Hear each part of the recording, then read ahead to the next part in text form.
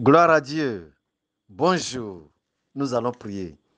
Père éternel, je t'invite à notre souper d'aujourd'hui.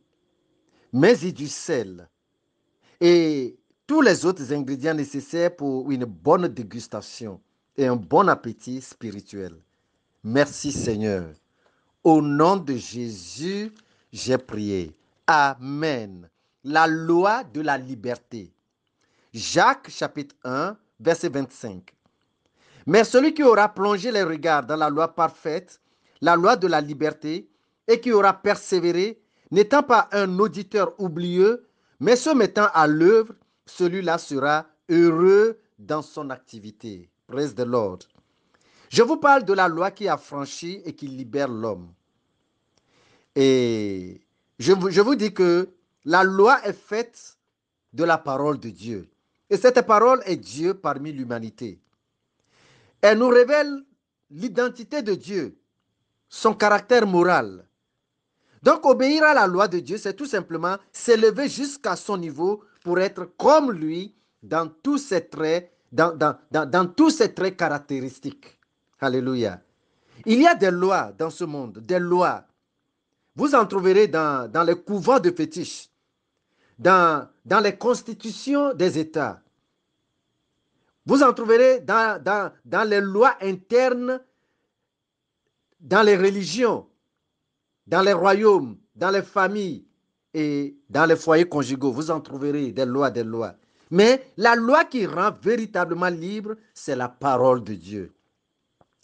Elle est, n'est-ce pas, la vérité qui libère de toute chaîne, de toute domination. La vérité qui libère, n'est-ce pas, des oppressions et du péché. Et euh, vous ne pouvez pas vous en passer. Alors nous allons évoluer jusqu'à finalement découvrir exactement l'identité de cette loi pour voir qui elle est exactement. Jean chapitre 8, verset 32. Verset 32.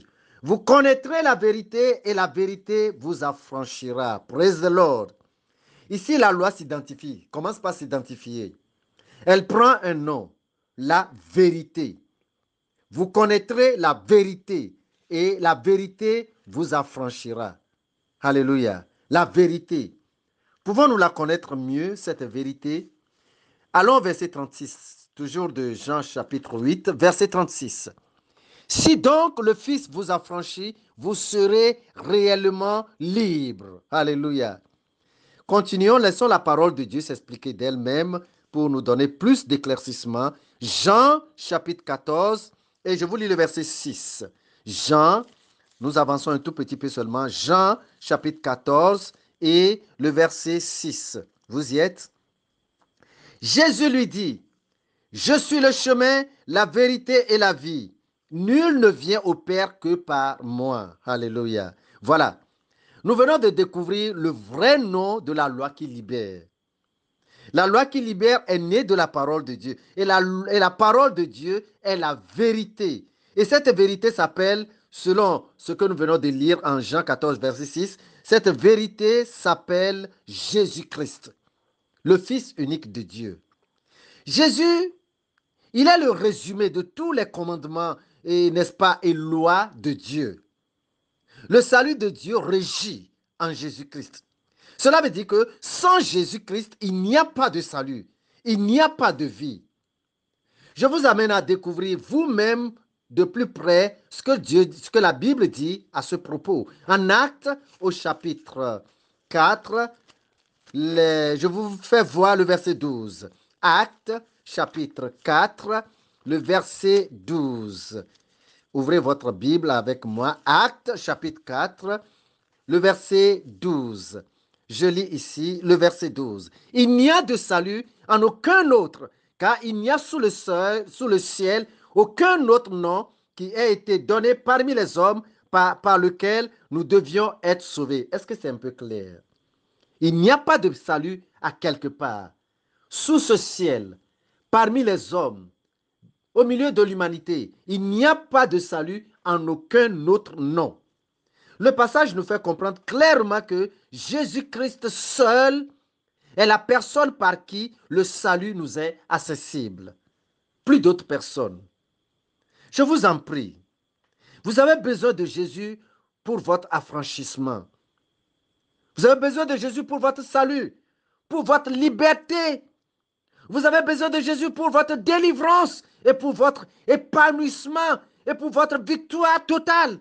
Jésus-Christ seul est la personne que vous avez besoin. Il est la véritable lumière qui éclaire sur votre vie. Jésus seul a le pouvoir de vous affranchir de la puissance du péché qui vous conduit à la malédiction éternelle, c'est-à-dire en enfer. Choisissez la vérité. Aimez la vérité.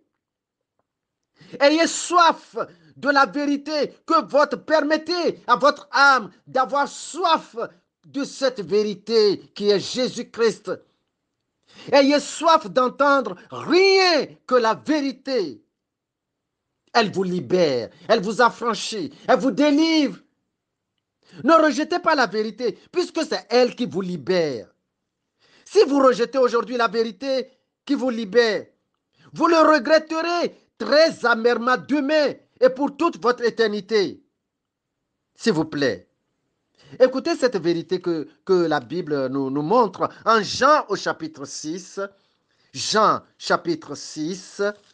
Jean chapitre 6. Je vous montre le verset 53. Versets 53, 54, 55 et 56. Alors, Jean chapitre 6, le verset 53. Jésus leur dit, en vérité, je vous le dis, si vous ne mangez la chair du Fils de l'homme et si vous ne buvez son sang, vous n'avez point la vie en vous-même. Celui qui mange ma chair et qui boit mon sang a la vie éternelle, et je le ressusciterai au dernier jour. Car ma chair est vraiment une nourriture et mon sang est vraiment un breuvage. Verset 56. Celui qui mange ma chair et qui boit mon sang demeure à moi et je demeure en lui. Allons-y au verset 60 maintenant. Verset 60. Plusieurs de ses disciples, après l'avoir entendu dire « Cette parole est dure, qui peut l'écouter ?» Verset 66. Verset 66. Dès ce moment, plusieurs de ses disciples se retirèrent et n'allaient plus avec lui. Un grand dommage. Je regrette pour eux tous. Voyez-vous, ces gens ont refusé, ont refusé et ont rejeté la vérité. Quoiqu'elle est la vérité qui libère, qui affranchit et qui donne la vie, ils ont refusé, ils ont rejeté la vérité qui libère leur âme. Et que deviendront-ils? Eux, ces gens qui refusent la vérité et qui arrêtent d'aller avec la vérité. Vous voyez, ce que Jésus dit concernant le manger de sa chair et le boire de son sang est la seule vérité qui introduit la vie dans votre âme. Vous ne pouvez pas vous en passer et puis vivre. Non, et puis non. Non et non. Vous voyez, donc, Dieu nous appelle. Jésus sait que nous ne sommes pas des anthropophages, mais il parle d'une manière spirituelle, que nous devons manger son sang et puis manger sa chair et boire son sang. Ne refusez pas d'entendre la parole qui porte en elle toutes les vérités qui vous sauvent de la puissance des ténèbres et des jougs du péché. La parole de votre liberté, vous savez, peut-être d'un premier coup, peut vous faire du mal parce qu'elle va briser votre facilité charnelle, vos désirs charnels qui vous relient à l'enfer. Et n'est-ce pas, la parole va pouvoir atteindre votre âme qui est très chère à Dieu. Gloire à Dieu. Chacun de nous peut rendre bénéfique cette loi divine, n'est-ce pas, qui est faite et établie pour notre salut, pour notre liberté.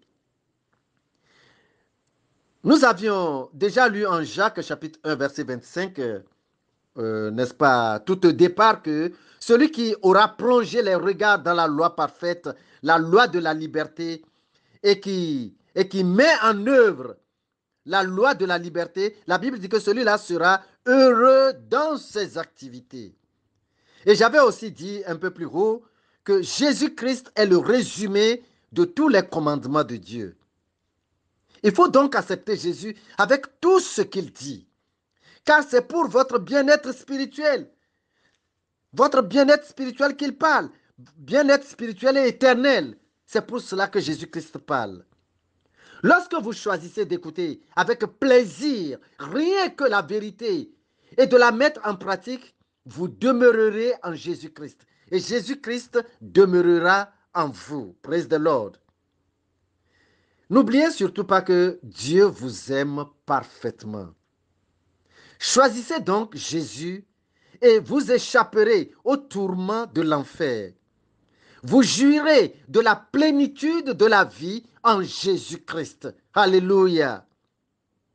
Fermez les yeux et puis dites, si vous le voulez, et dites, Seigneur Jésus, je reconnais que tu as les paroles de la vie éternelle. Je t'accepte désormais pour mon Seigneur. J'accepte la parole de la vérité pour mon affranchissement du péché. Je suis maintenant prêt à obéir à la vérité telle qu'elle est révélée. Amen. Gloire à Dieu. Vous êtes bénis. Je vous dis pour terminer que Jésus-Christ est la loi qui vous affranchit réellement. Amen. Je suis Séraphin Kofi Zozo, plus 228 90 09 16 82. Envoyez à votre tour ce petit message de vie à d'autres personnes. Que Dieu vous bénisse abondamment et à demain par la grâce de Dieu. Amen.